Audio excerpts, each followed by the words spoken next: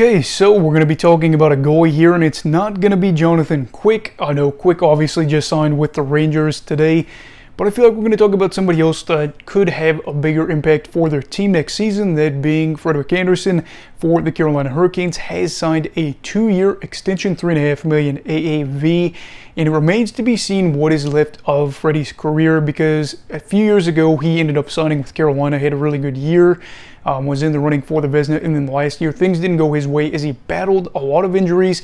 His stats weren't exactly what you were hoping for after the season prior being so good. But yeah, now he's here. What exactly does that mean with him staying in Carolina?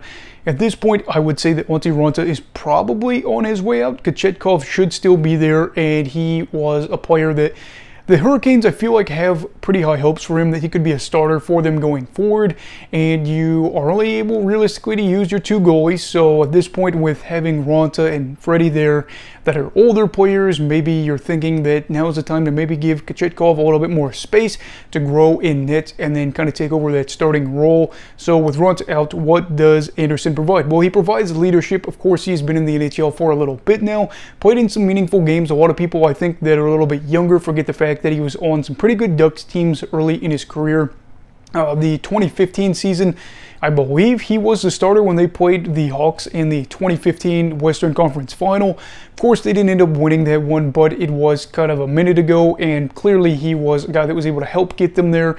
He was traded over to Toronto. Obviously, Toronto had playoff demons that were still there up until last year, or this past season, and he was gone at that point, but it kind of remains to be seen what is left of his career, because injuries have plagued them as of late. I don't know. And I'm hoping that he's able to be worth the money that they're paying him. I know $3.5 million a year isn't a crazy amount, but to be there and hopefully help Kochetkov get ready to be a starting caliber goalie and to hopefully be a workhorse for them would be great for Freddy. If he could get 30 starts, something like that, maybe he does split time in net with him. I really don't know. It would just kind of be nice to be able to see him go on with his career and still be a good player, because we probably will see him have a bounce back year if he's healthy. Carolina is one of those teams that really dominate on the PK and 5-on-5. So unless they're allowing shorthanded goals like crazy, realistically, goalies should probably have good careers or good, time with the Canes.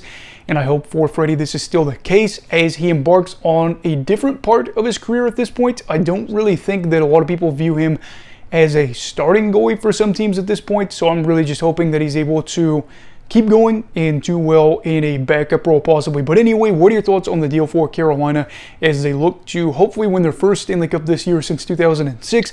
Had kind of a letdown there in the Eastern Conference Final. I'd love to hear your thoughts down below in the comments. Also, please make sure to like this video if you enjoyed it. Subscribe if you're new. Everybody stay safe. Have a great night. And you go with hockey all right.